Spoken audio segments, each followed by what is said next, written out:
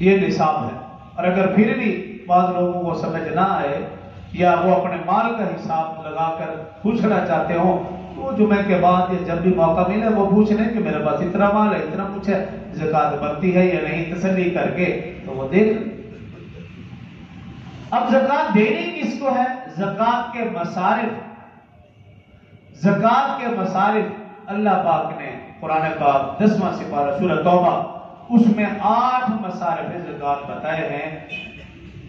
انما الصدقات للفقراء والمساکین والعاملین علیہا والمؤلفۃ قلوبهم وفی الرقاب والغارمین وفی سبیل اللہ وابن السبیل فریضۃ من اللہ۔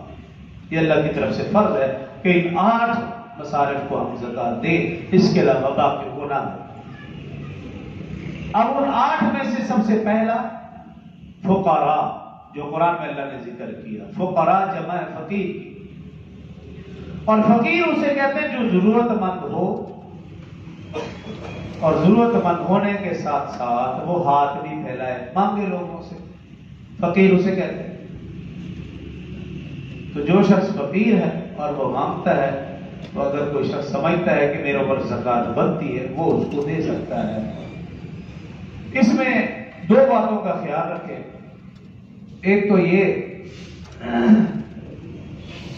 کہ اگر وہ یہ سمجھتا ہے کہ مجھے شک ہے کہ یہ بے شک ہے، جیسے کہ آپ دیکھتے ہیں کہ کافی سارے لوگ ایسے ہیں جو مانگتے ہیں لیکن اگر بیک گراؤنڈ دیکھا جائے ان کا بنگلہ ہے، کوٹھی ہے، کار ہے، ایسے کئی لوگ پکڑے۔ تو اگر کوئی شخص سمجھتا ہے کہ مجھے شک ہے کہ یہ شخص صحیح معنوں میں فقیر نہیں ہے تو وہ شک کی بنا پر اس کو چھوڑ دے، بس نہ دے، بس ختم۔ ایسا نہیں کہ اس سے پوچھنا شروع کر دے، اس سے نہیں پوچھنا، اس کو اس کے ہاتھ میں چھوڑ دے، وہ جانے اور اللہ آ جاتے ہیں۔ نہ اس سے جھگڑنا ہے، نہ اس سے پوچھنا ہے، نہ ہی کوئی انفارمیشن لینی ہے۔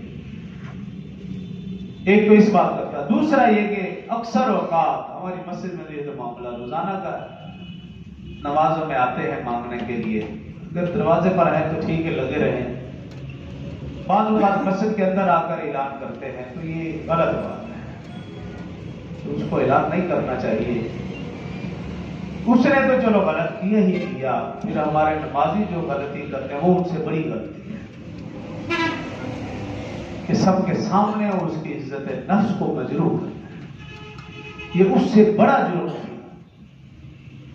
اس نے جو غلطی کی اس کو اس کے ہاتھ میں چھوڑ دیں، اس کو کچھ بھی نہ کہا۔ وَأَمَّا السَّائِلَ فَلَا تَنْهَرْ، 30واں سپارے کا طرح شخص نے سنیے، سائل کو مت ڈانٹو، کچھ بھی نہ کہو، مت چھڑکو اس کو، جو وہ بول رہا ہے، جو وہ کر رہا ہے، اس کو اس کے ہاتھ میں چھوڑ دو۔ اس نے تو غلط کام کیا ہی تھا کہ مسجد میں اللہ سے مانگنے کی بجائے اس نے لوگوں سے مانگا، اور وہ بھی اپنی ذات کے لیے۔ اگر کوئی مدرسے کے لیے مانگتا ہے تو پھر جائز ہے، اس کی اجازت ہے۔ آپ صلی اللہ علیہ وسلم جو جہاد کے لیے، تبلیغ کے لیے، تعلیم کے لیے جو چندہ فرماتے تھے وہ مسجد میں ہی تو کرتے تھے۔ اس پہ اعتراض کرنے والا شخص درست نہیں ہے، یہ بات ہی۔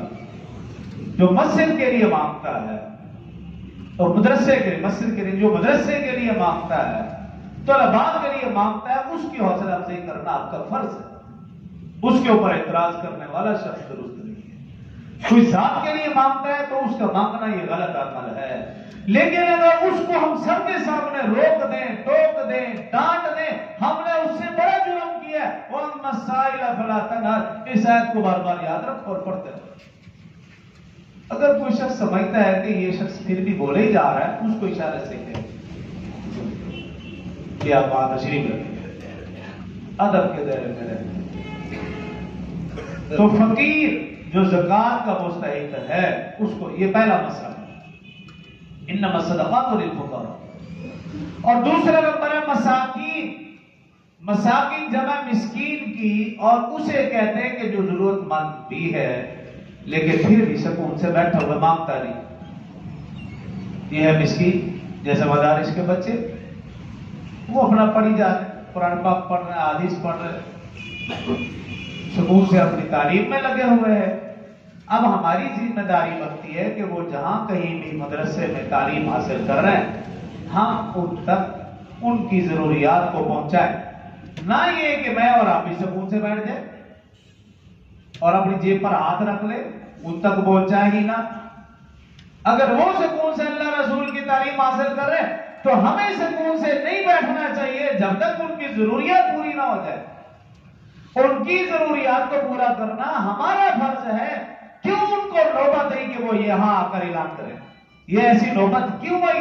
اس وجہ سے یہی کہ میں نے اور آپ نے ان کی ضروریات کا خیال نہیں کیا، میں اور آپ چل کر نہیں گئے تبھی وہ چل کر آئے، اور ان کا چل کر آنا ہمارے لیے سمالیہ نشان ہے اللہ اور اللہ کے رسول کے ہاں۔ تو یہ دوسرا مسئلہ ہے مساکین۔ اور تیسرا مسئلہ ہے عاملین۔ زکات لینے کے لیے جو لوگ آئیں، یعنی زکات کا عملہ سرکاری طور پر ہے تو پھر اس کو نہیں دے سکتے، کیونکہ جو سرکاری طور پر اس کام کے لیے لگے ہوئے ہیں ان کی اپنی تنخواہیں ٹھیک ٹھاک ہوتی ہیں، لیکن جب وہ زکات کسی اور کے لیے لینے کے لیے تو پھر ٹھیک ہے۔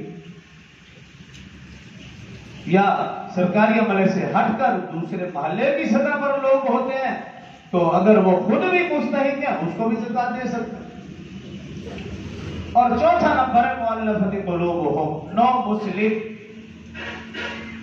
ایک شخص کرسچن تھا، اللہ نے اس کو ایمان کی دولت سے مالا مال فرمایا۔ آپ سمجھتے ہیں کہ جب وہ شخص کلمہ پڑھے گا اس کا خطہ قبیلہ برادری والے اس کے ساتھ کیا کریں گے؟ ظاہر اس کو نکال دیں گے، بھی جاؤ تم اپنا کام کرو۔ پھر اب اس کو گھر بار کی ضرورت ہے، کاروبار کی ضرورت ہے، کام کاج کی ضرورت ہے۔ اگر مسلمان اس کی امداد نہیں کریں گے تو پھر کون کرے گا؟ تو نو مسلم کو اس سلسلے میں ہماری اس مسجد کے جو سرپرست ہیں، استاد بزرگ ولی کامل حضرت مفتی حسن صاحب دامت فیوزہم، انہوں نے بھی ایک باقاعدہ ادارہ بنا رکھا ہے نو مسلموں کے لیے۔ تو ان کی شبان ختم نبوت ہے، اس سلسلے میں کبھی کبھار ادھر آتے ہیں لوگ، تو نہیں بھی آتے تو کسی نہ کسی طرح معلومات لے کر ان تک زکات کو پہنچانا یہ آپ کی ذمہ داری میں شامل ہے، تاکہ جو نو مسلم ہو ان کی حوصلہ افزائی ہو سکے۔ اور اگلا نمبر ہے وفی الرقاب۔ پہلے غلام ہوا کرتے تھے، ان کو آزاد کروایا جاتا تھا زکات کے پیسوں سے۔ اب وہ چونکہ غلام والا سسٹم نہیں ہے، اب اس سے مراد ہے وہ مسلمان جو بے گناہ قید میں ہو اور اس کے پاس پیسے نہ ہو رہائی کے لیے، تو زکات کے پیسوں سے اس کو رہا کروایا جا سکتا ہے۔ اور اگلا نمبر ہے غارمین، مقروض۔ جو شخص اپنی ضروریات پورے کرتے ہوئے مقروض ہو جائے، ضروریات پوری کرتے ہوئے، عیاشیوں کے لیے نہیں، ضرورت سے ہٹ کر اگر کوئی شخص مقروض ہوا وہ نہیں، اپنی ضروریات پوری کرتے ہوئے کوئی شخص مقروض ہو جائے اور کوئی بھی صورت قرض ادا کرنے کی نہ نکل رہی ہو تو زکات کے پیسوں سے اس کا قرض اتارا جا سکتا ہے۔ اور ساتواں نمبر ہے وفی سبیل اللہ، جو اللہ کے راستے میں ہو، تعلیم کی صورت میں ہو، تبلیغ کی صورت میں ہو، جہاد کی صورت میں ہو، کسی بھی صورت میں ہو، اللہ کی راہ میں لگے ہوئے ہوں اور ان کے پاس روپے پیسہ نہ ہو ضروریات پوری کرنے کے لیے، تو زکات کے پیسوں سے ان کی امداد کی جا سکتی ہے۔ اور آٹھواں نمبر ہے وابن السبیل، مسافر۔ اگر سفر کی حالت میں کوئی شخص ہے اور اس کے پاس پیسے ختم ہو گئے، کرایہ نہیں رہا یا جیب کٹ گئی ہے یا کوئی ایسا مسئلہ بن گیا اور وہ آ کر کہتا ہے کہ جی میں مسافر ہوں تو مجھے کرایہ چاہیے، مجھے کچھ رقم چاہیے، تو زکات کے پیسوں سے اس کو دی جا سکتی ہے۔ لیکن بات وہی ہے کہ تسلی کر کے کہیں یہ پیشہ ور کرے۔